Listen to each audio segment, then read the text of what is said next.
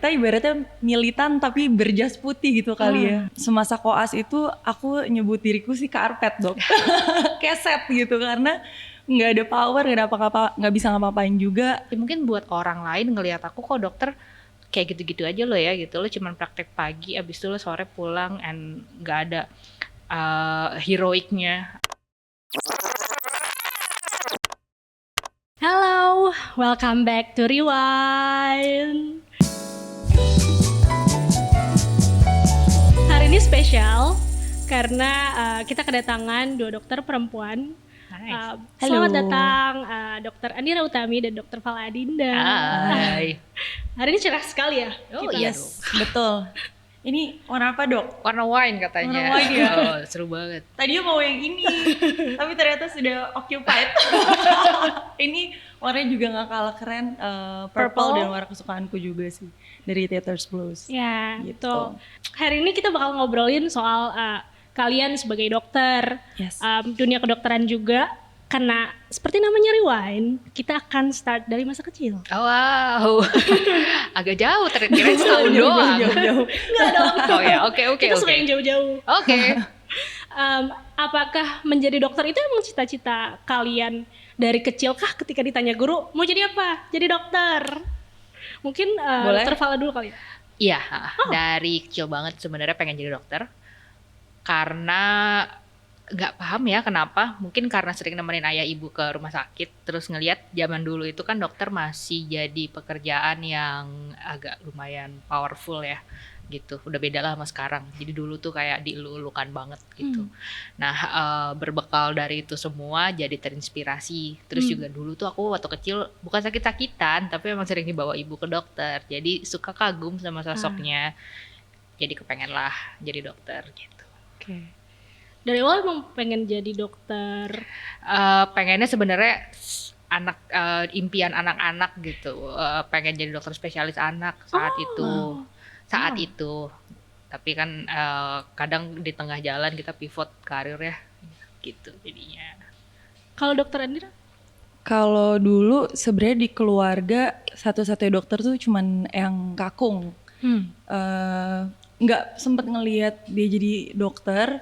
Cuman kebetulan agak berbeda dari Dokter Fala, aku lebih diarahin malah gitu. Jadi pada saat SMA mikirnya ya udahlah dengerin apa kata orang tua dulu. Toh mereka harusnya tahu yang terbaik juga gitu. Jadi mengikuti kata orang tua. Jadi kita kebalikan. Kalau Dokter Fala udah dari kecil, kalau Iya. misalnya Dokter Andira berarti gara-gara orang tua. Yes, Karena kalau betul. nggak salah kalau Dokter Andira tuh awalnya pengen jadi musisi. Kebetulan sebelum kuliah emang nyanyi dulu, jadi penyanyi duluan, baru jadi dokter. Jadi penyanyi duluan baru jadi dokternya gitu. Kalau Dokter Andira selain jadi dokter juga menjadi musisi. Kalau Dokter Fala social media influencer. Dulu aku sering loh Dari dulu itu. lihat tweet-tweetnya. Oh iya, udah lama banget emang. Justru memulai jadi penulis, memulai jadi blogger itu karena masuk kedokteran. Semuanya. Jadi emang awalnya itu memang blessing in disguise kali ya gitu. Jadi ketika masuk kedokteran malah mendokumentasikan perjalanannya, kok malah disukai orang, kok malah mungkin punya basis kali ya. Jadi keterusan sampai hari ini. Makanya Dokter Bebek. Iya, betul. Kalau Dokter Bebek itu dari Bebek tuh panggilan dari SMA. ah Ke bawah lah sampai kuliah dan ke bawah kebetulan sampai sekarang. iya. Sekarang jadi Bubek. Iya, udah punya anak. Muter aja memang hidup itu. Iya. Oke. Tapi kan untuk menjadi dokter prosesnya panjang. Startnya itu berarti ngambil jurusan FK. Iya, aku dari SMA kan emang udah pasti IPA. Iya. Kelas 2 penjurusannya IPA. Lalu ambil S1 kedokteran tahun tahun di Yarsi tahun 2007. Lalu lulus itu tepat waktu. Alhamdulillah. Ya, lulusnya tepat waktu. Tapi di tengah perjalanan gitu ya, ya banyak perubahan dan banyak yang harus jadi disesuaikan lah dengan yang sekarang nyamannya tuh gimana. Bukan karena perempuan juga, bukan karena berkeluarga juga gitu, tapi pada akhirnya kita menemukan jalan yang paling tepat dan paling nyaman. Gitu. Walaupun tidak mengesampingkan ijazah menjadi kedokteran, tapi ternyata menjadi kedokteran tuh menjadi sebuah landasan yang kuat untuk aku bisa melakukan banyak hal dari bidang keilmuan yang udah aku pelajari, walaupun sekarang jatuhnya tidak 100% klinisi. Berarti Nggak sekarang yang dokter praktik, tapi kan aku nggak yang praktek dari pagi ketemu pagi lagi jaga di UGD, terus berhadapan dengan orang yang mungkin hidup dan mati, itu kan aku tidak pernah pegang gitu. Tapi apakah membuat seperti itu menjadi value sebagai seorang dokter itu berkurang? Ternyata kan nggak juga. Gitu. Tadi kita masih di kuliah, kan banyak yang nggak tahu nih. Prosesnya tuh kan panjang ya. Bisa dijelasin dulu nggak step-step kalian kan pasti berbeda juga ya. Iya. Kalau dari Dokter Andira? Step tuh kita relatif sama pasti ya kan, kita S1 preklinik dulu. Tapi kalau nggak salah Dokter Andira nyoba 8 kali. Nah itu cerita yang kebetulan banyak orang nggak tahu. Jadi pas udah kebetulan sebelum masuk kedokteran sudah lumayan nyaman dengan dunia musik ini dan memang hobi kan. Jadi kayak dapat duit jajan pas lagi SMA tuh happy-nya setengah mati kan. Jadi udah tergoda untuk lanjut enggak, cuman udah dikasih warning sama papaku kayak Andira, jangan lupa persaingan di depan makin sulit gitu. Terus ya udah oke. Terus kita punya deal boleh melanjutkan musik kalau melanjutkan sekolah gitu. Jadi ada tawar menawarnya. Nah balik lagi ke step yang stepnya itu kita sama, tapi kalau aku tesnya kebetulan sampai 8 kali nih dok, nggak keterima, itu tuh udah akhirnya mau banting setir ke, waktu itu udah mau nge-apply ke psikologi, cari yang paling beririsan gitu. Soalnya pas aku kulik-kulik sebelum masuk ke dokteran, kayaknya dunia medis dan yang beririsan dengan itu tuh memang menarik. Makanya setelah itu kalaupun amit-amit nggak masuk ke dokteran, kita cari yang mungkin agak-agak lumayan sepayung gitu. Nah udah masuk psikologi, jatuhnya 2 minggu pertama tuh udah orientasi. Terus ternyata masih ada yang buka yang terakhir, tes bagian terakhir tuh kan ada 8 kali kalau nggak salah tuh setiap kampus gitu. Ini penerimaan sesi terakhir tiba-tiba diterima di dua-duanya gitu. Terus kita milih salah satu. Akhirnya ambilnya yang di Cawang, di UKI gitu. Sebelum masuk lagi, kalau dokter Fal susah itu nggak sih? Enggak. Kebetulan kalau untuk kuliah itu lancar. Justru agak terseoknya itu ketika udah lulus kalau aku. Jadi memang mungkin circumstances-nya beda-beda ya. Karena ketika lulus terus memutuskan untuk menikah saat itu sama residen. Jadi akunya yang memutuskan dengan sadar penuh untuk oke, tahan dulu nih, aku nggak bisa lanjutin apa-apa dulu karena harus mengutamakan yang di rumah. Jadi gimana pun aku saat itu jadi breadwinner dulu, karena kan kalau di Indonesia tuh sistem PPDS atau kedokteran spesialis itu kan tidak bergaji.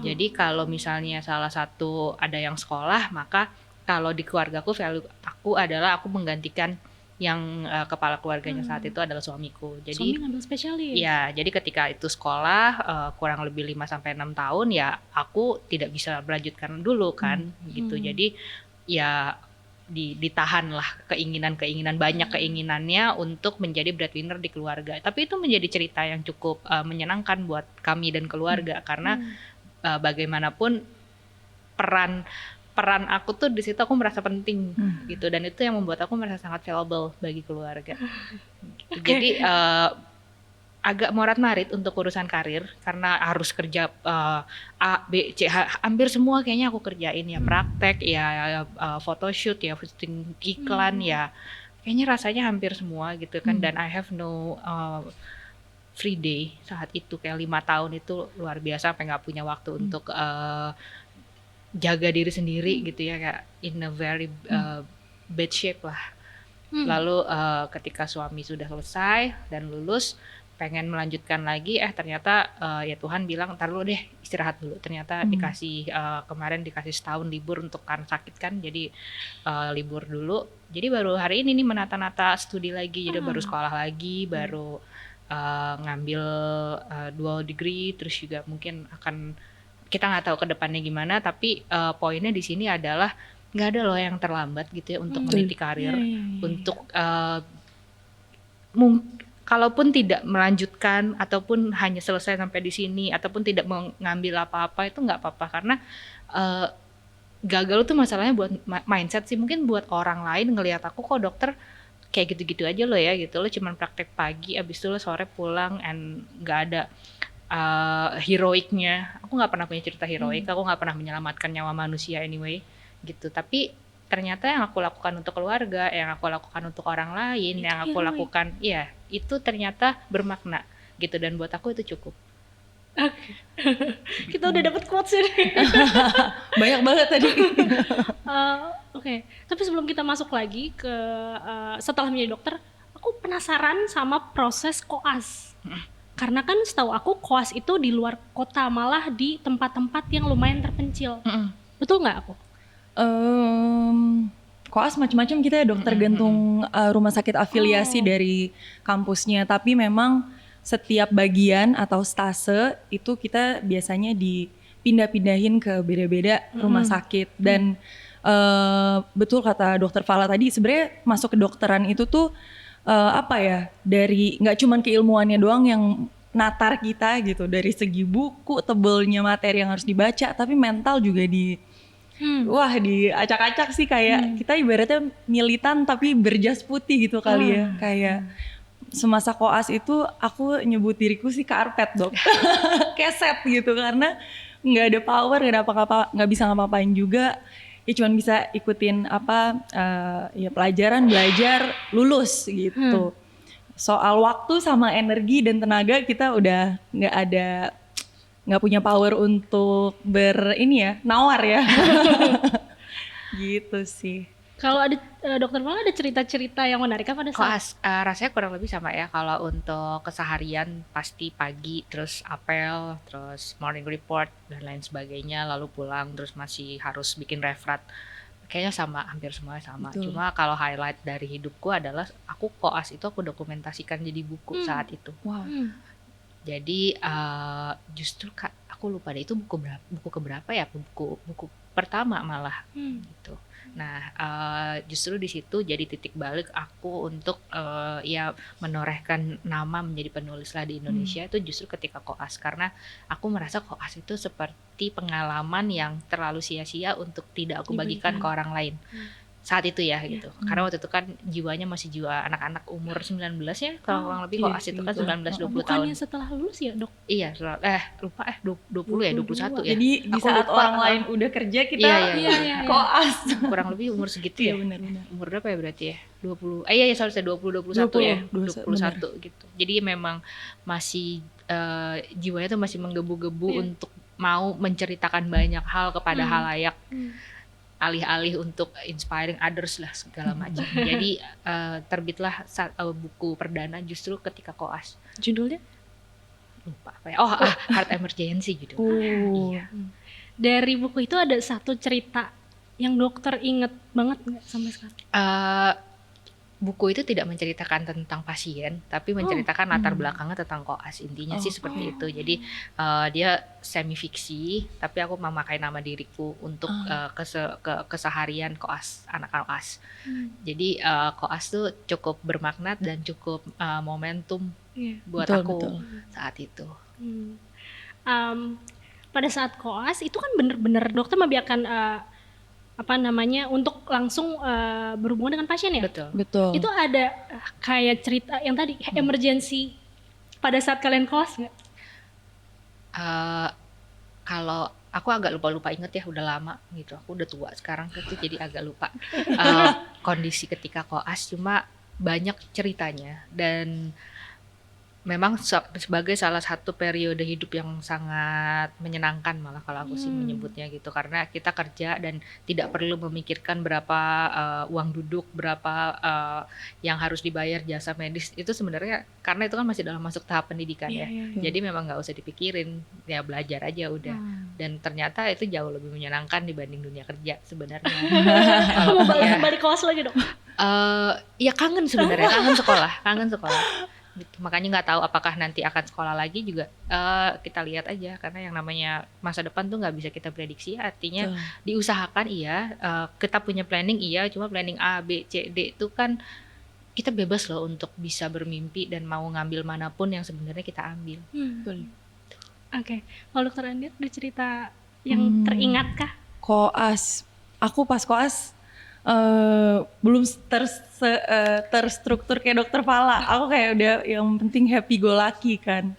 Terus paling cerita kalau yang berhubungan dengan pasien sih yang berkesan pasti kalau di aku kalau lagi bedah sih, karena kita jaga IGD, jaga unit trauma gitu. Kalau misalkan ada pasien kecelakaan atau apa, kita kan yang jadi lini pertama tuh. Terus kita ngelihat gimana nih prognosisnya, dia aman nggak, apa kecenderungannya lebih mendekati ke arah yang buruk atau lebih bisa selamat kayak gitu-gitu. Jadi deg-degan kalau dokter yang pengawas itu lagi tidur sih gitu. Jadi kalau misalkan di jam 3 pagi atau 4 pagi terus ada pasien masuk, gengsi gitu langsung nanya. Jadi yang menarik adalah biasanya di koas tuh banyak gengsinya, pengen kayak ya gue tahu kok, gue belajar kok gitu. Padahal sebenarnya nanya sih nggak apa-apa.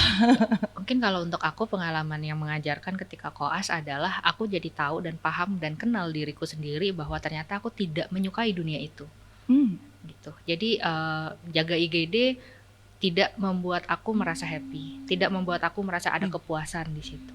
Jaga poli, oke, I feel fine, I feel good di situ. Tapi nggak ada rasa bahwa ada achievement yang harus aku lalui. Sehingga ketika lulus ya sudah selesai sampai di situ. Tapi yang kadang anak-anak sekarang ataupun yang mencoba aku selalu berikan dan juga informasikan kepada teman-teman yang lagi ambil kedokteran ataupun yang baru lulus S1 adalah karir kedokteran itu tidak semata dibatasi oleh tembok IGD. Luas sekali karir kedokteran. Bahkan sekarang jauh lebih luas dari itu. Kita bisa ambil data science, kita bisa ambil di media agency untuk kita bisa kerja di startup, bisa kerja dimanapun, bisa jadi businessman, bisa jadi businesswoman. Jadi karir sebagai dokter itu kalau mereka hanya tertumpuk dan hanya terpaku pada bagaimana cara excellent kerja di IGD, saya rasa mereka menyia-nyiakan faktor-faktor lain dan juga lingkungan pekerjaan lain yang ternyata di masa depan itu sangat dibutuhkan. Oh ternyata seluas itu. Luas sekali. Dan aku salah satu pelaku kedokteran yang tidak jaga IGD dari awal, dan aku sudah memutuskan dan aku sudah tahu bahwa aku udah tahu bahwa pasien saya yang datang ke saya harus pasien sehat. Jadi kalaupun mengambil penjurusan nanti pasti akan yang pasiennya tidak dalam kondisi sakit. Karena ya itu udah ada faktor, udah ada orang lain yang lebih passionate untuk itu melakukan, dan itu nggak apa-apa banget. Atau yang pernah saya lewati selama yang saya jadi breadwinner, saya sempat kerja di startup, saya sempat kerja di banyak tempat, malah di BNPB waktu itu. Jadi banyak banget karir kebuka karena sekolah S1 gitu. Jadi jangan ditutup horizonnya bahwa untuk menjadi seorang dokter itu haruslah tentang puskesmas, klinik, poli dan juga IGD, karena jauh lebih luas dari itu. Oke, wah aku baru tahu nih. Setuju. Oke, tapi kalau misalnya Dokter Andira tadi apa yang dokter dapat atau pelajari? Kalau tadi Dokter Fala kan karena jadinya itu bukan dunia Dokter Fala. Kalau misalnya Dokter Andira apa yang dipelajari pada saat koas? Di saat koas dan seluruh perjalanan kedokteran itu sebenarnya sih karena kita disekelilingi sama teman-teman yang pastinya juga kedokteran, jadi sedikit banyak lumayan terpengaruh sama mimpi masing-masing teman ya, teman-teman dekat gitu, kayak ada yang mau jadi spesialis inilah itulah, jadi kayak ada apa ya, percikan-percikan keinginan yang gue juga deh pengen awalnya gitu kayaknya normalnya harusnya habis S1 jadi dokter, ideally ngambil spesialis deh. Cuman seiring berjalannya waktu kayaknya kasus aku dan dokter Fala agak mirip-mirip dikit setelah sudah menjalani dunia klinisi, mengalami IGD, gak tidur semalaman, bangun pagi bisa shiftnya 12 jam, belum lagi resiko paparan infeksi kalau emang lagi pandemi gitu. Jadi ternyata passionku itu bukan nggak mau melayani orang sakit ya, tapi ternyata pengennya membuat orang sehat lebih sehat atau yang sudah sehat tetap sehat gitu. Jadi lebih ke arah upstream atau yang sifatnya preventif.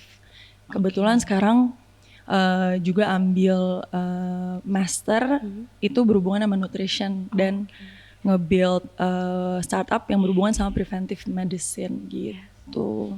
Oke, menarik. Tadi abis kelas kan internship. Mungkin kalau aku hitung-hitung tuh panjang banget. Tapi sebenarnya tadi Dokter Fala udah sempat bahas sedikit. Kalian merasa waktu kalian tuh dikorbankan gitu? Itu kan waktu yang panjang. Kalau misal aku lulus, aku bisa langsung kerja gitu. Kalau aku iya ya.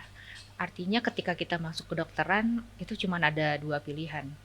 Antara you really have to very excellent on it atau mencari pivoting karir. Karena untuk bisa struggle dan hidup sedihnya di Indonesia untuk menjadi dokter umum general practitioner itu agak sulit. Hidup layak dan juga hidup makmur ya. Saya bicara dengan standar yang aku jalani, hidup yang aku jalani. Jadi memang harus lebih bisa melihat peluang di mana kita harus bekerja dan mencari pundi-pundi uang selain dari poliklinik ataupun dari rumah sakit. Itu saya rasa bitter truth yang harus dihadapi karena Indonesia ternyata masih segitu sulitnya. Nah, tapi opsi kedua adalah lanjut sekolah seperti mungkin yang suami saya lakukan. Itu luar biasa buang waktu betul. Karena baru bisa menghasilkan uang sendiri di umur 31 saat itu ya. Itu jalurnya jalur sutra. Jadi ya jalur sutra tuh artinya negeri nggak pakai mengabdi 4 tahun 5 tahun nggak pakai surat rekomendasi, jadi benar-benar masuk gitu. Nggak jalur sutra lah, nyebutnya jalur sutra. Itu baru bisa berdiri dengan kaki sendiri itu di usia 30. Artinya kalau misalnya mau masuk kedokteran, kita harus berani untuk berpikir dan juga mengatur strategi bagaimana agar kita bisa at least menahan hidup nih sampai umur sekian dengan penghasilan yang cukup untuk bisa kita pas-pasin tuh. Karena kalau dari general practitioner dan berkutatnya masih di arah yang konvensional, ya hidup makmur tuh ya bahaya aja, agak sulit. Kecuali kita ambil master, ambil S2, lalu kita masuk ke manajemen. Makanya yang saya bilang tadi, karir kedokteran itu tuh jangan di kotak-kotakan hanya sekedar rumah sakit, karena ternyata karirnya itu terbuka lebar kalau kita mau hidup lebih sejahtera. Betul. Kalau dokter? Menurut aku sih kalau soal time consuming kedokteran nggak usah ditanya lagi ya. Kita harusnya kayak udah terhitung seperti sekolah S2 ya kalau dari segi durasi. Dan kalau pengalaman aku sendiri, karena kebetulan sudah jatuhnya kerja dari umur 16 tahun, professionally masuk ke industri musik, kadang-kadang ada tuh jadwal yang bentrok. Aku harus jaga IGD. Jaga tuh bukan jaga memberi dampak ya, jaga standby. Jaga yang kayak ini kalau gue nyanyi kan gue dapat duit jajan gitu. Padahal di sini cuman nunggu di absen pulang gitu. Kadang ada kemarahan itu yang kayak ya ampun, ngebuang waktu, ngebuang kesempatan. Nah, semenjak mengalami beberapa bentrokan-bentrokan itulah aku jadi bersikukuh kayak oke, setelah lulus gue nggak mau terbelenggu dalam jadwal yang totok gitu, jadwal yang saklek. Hidup gue jadwalnya harus gue yang atur. Dengan visi seperti itu, mau nggak mau aku jadi harus mempekerjakan diriku sendiri jatuhnya gitu, sama kita mencari kesempatan, dan akhirnya aku mengambil jalur medical entrepreneurship gitu. Kalau sebagai dokter perempuan di Indonesia, kalau sekarang kan kita udah ngerasa equal. Aku nggak tahu ya, tapi kalau di dunia kedokteran tuh ada challenge tersendiri nggak sih sebagai dokter perempuan? Oh ya, saya rasa kesetaraan itu menjadi tantangan kayaknya hampir di semua karir ya. Nggak bisa ada di kedokteran. Artinya layer yang harus kita hadapi untuk menuju ke top of the karir itu lebih sulit dibanding bila laki-laki yang ingin mencapainya. Taruhlah contoh perempuan seperti saya mau sekolah lagi tapi ternyata terhalang oleh bukan terhalang, tapi saat itu saya memang secara sadar mengambil kesadaran untuk nunda dulu karena keluarga, karena harus urus anak, karena dilarang orang tuanya, atau worst case dilarang suaminya. Artinya perempuan itu mendapatkan layer yang lebih berlapis untuk mendapatkan cita-citanya. Saya rasa itu isu di semua pekerjaan, bukan hanya di kedokteran. Lalu ketika sudah masuk, maka kita akan berhadapan dengan senioritas yang mungkin masih menjunjung tinggi bahwa men superiority. Masih ada. Saya rasa isu itu sama-sama isu umum yang terjadi di semua bidang. Jadi karena kita udah dari kecil terdidik oleh paham-paham seperti itu, lalu beberapa orang-orang yang masih memiliki pola pikir seperti itu kan agak susah di breakdown. Jadi memang PR kita semua bagaimana perempuan harus bisa berdaya, masih bisa untuk berkarya, dan juga berani untuk bersuara dan memilih jalannya sendiri apapun yang dia pilih. Kalaupun dia harus memundurkan karir, harus menunda dulu, harus meng-cancel semuanya, pastikan itu bukan karena orang lain, tapi karena itu menjadi pilihan dia sendiri. Karena di situ ada peran perempuan yang memiliki otoritas atas pilihannya.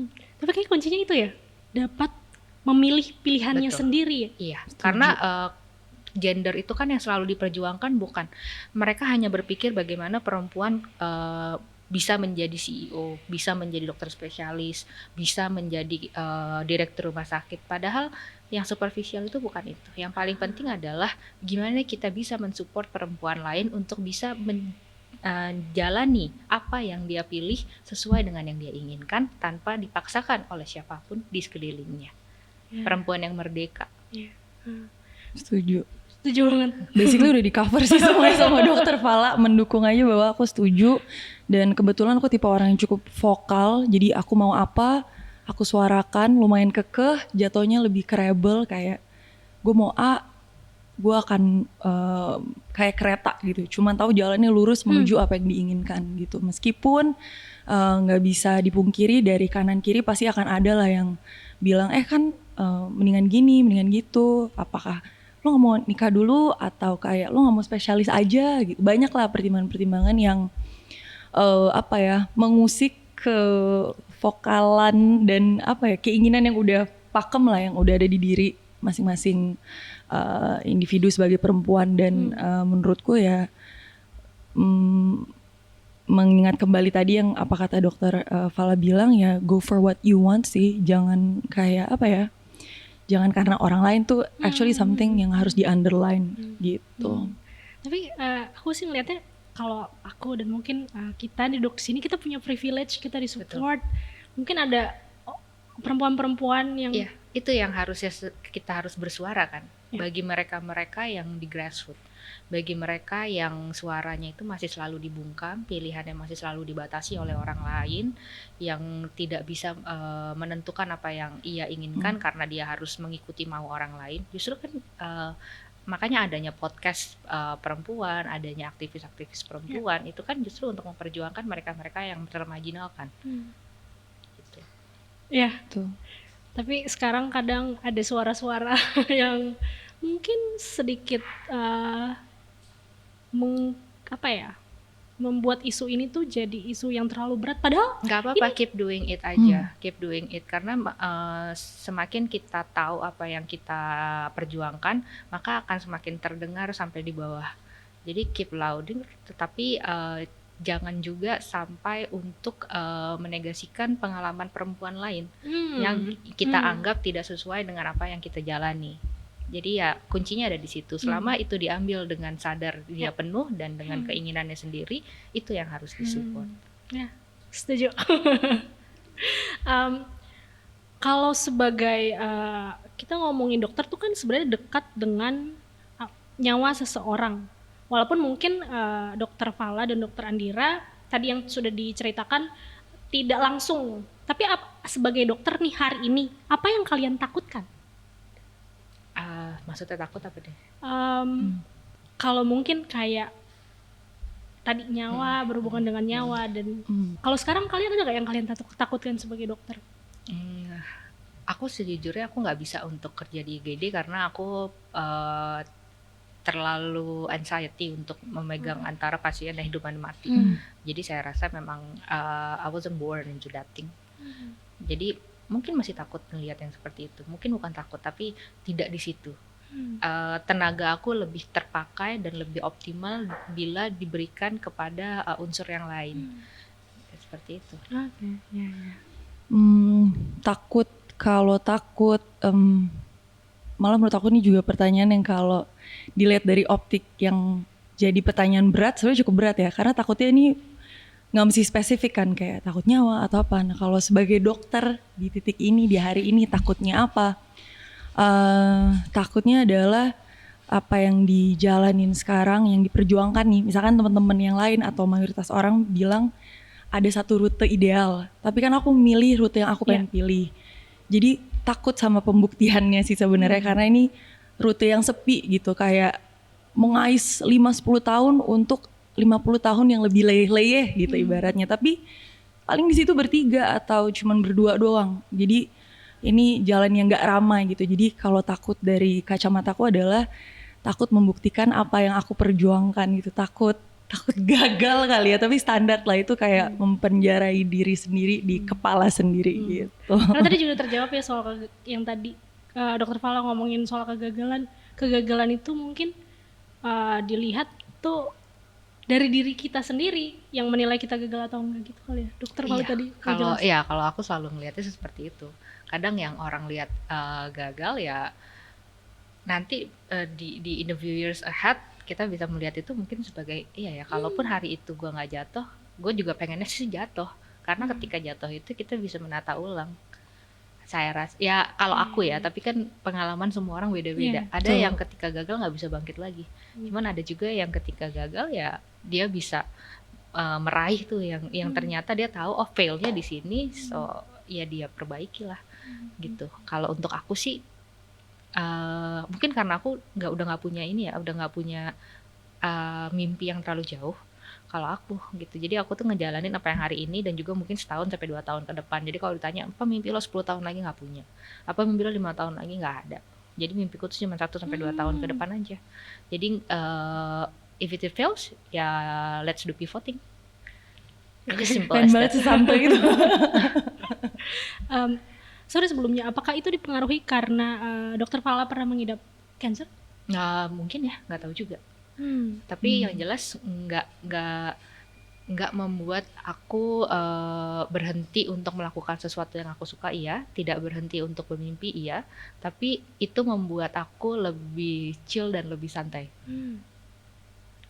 Gitu. Seberapa jauh cancer mengubah hidup Bapak? Jungkir balik pasti, tapi in a very good way, sangat menyenangkan. Artinya kalaupun aku tidak melewati yang tahun lalu, hari ini tidak akan setenang hari ini, nggak akan lebih happy, nggak akan kuncinya tuh aku lebih tenang sih sekarang dan lebih tahu maunya tuh apa, karena ngerasa bahwa ya segitu aja hidup itu tuh, nggak ada yang lebih penting kok daripada apapun yang aku dapatkan hari ini, bisa hadir di sini, bisa sehat, bisa bernapas, nggak ada yang lebih penting dari itu hari ini. Setuju. Oke.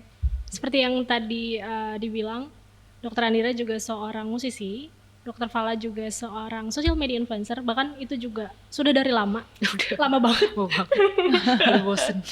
Pasti tapi ini kayak pertanyaan yang bakal sering deh diajuin. Pionir kayaknya. Pilih mana? Menjadi dokter atau musisi dan social media influencer? Kalau disuruh Monggo pilih. dokter dulu. Aku nggak tahu, tapi kan karena udah kuliah ya, pasti adalah perasaan tidak mau mengecewakan orang lain, tidak mau mengecewakan dosen-dosen yang udah ngajarin, tidak mau juga mengecewakan diri sendiri yang udah berusaha sejauh itu, nggak mau juga mengecewakan sumpah yang pernah aku sebut terserah sama Tuhan. Jadi akan tetap di jalur medis, tapi menjadi apa, di poin apa dan energi apa yang aku berikan itu yang jujur aja sekarang sih belum kebayang bakal jadi apa, cuma akan tetap ada di dunia medis. Kelilingnya itu akan tetap orang medis. Oke. Hehe, kalau pertanyaan ini dari kemarin sebenarnya pengen menghindari musik sebenarnya. Jadi kita buka-bukaan dikit. Jadi musik di Indonesia lumayan fluktuatif dan tergantung lagi pendengarnya lagi pengen denger apa gitu. Nah, sebagai musisi yang mungkin teman-teman nggak tahu adalah produksinya itu lumayan time consuming, selain waktu, materi juga terkuras. Jadi di saat in return-nya itu tidak seperti yang kita harapkan, tidak sedikit juga para musisi yang jadi kecewa kayak gue udah ngasih 1000% energi tapi kok in return-nya kayak gini. Nah jadi awal-awal mula mendapatkan perasaan itu kayak yaudah deh musik ntar aja deh, tapi musik tuh selalu kayak datang kembali ke hidupku. Malah seiring berjalannya waktu aku nge-attain satu talenta baru lah ibaratnya. Aku gak pernah bisa nulis lagu sebelumnya, selalu ditulisin lagu sama orang, dan ternyata sekarang aku singing, songwriting, and composing. Malah kok gue menghindar dari musik malah dibukakan pintu-pintu baru. Jadi emang kalau udah panggilan tuh gak bisa dihindarin. Jadi sekarang bermusik itu pure karena cintanya terhadap musik, cintaku terhadap musik. Whatever it gives me, I don't mind because it fulfills my fuel and energy. Tapi kalau disuruh pilih, gak bisa pilih. Karena music, it's in my blood. Medical itu lebih ke acquired dan pencapaian yang tidak se-effortless musik. Jadi itu dua hal yang berbeda. Jadi itu God given. Yang ini kita lumayan ada andil usaha belajarnya. Jadi yang satu emang udah dari sananya terlahir begitu. Yang ini udah kita susah payah dapatkan, jangan dibuang lah. Jadi kita hand in hand aja. Emang indecisive itu aku, that's my middle name. Tetap harus pilih. Tetap harus pilih. Aku masih tetap ditanya. Aku pengen masa di mana Beatles itu masih lengkap. Seru banget ya. Mau nonton mereka konser. Dibawelin pasien, dibawelin netizen.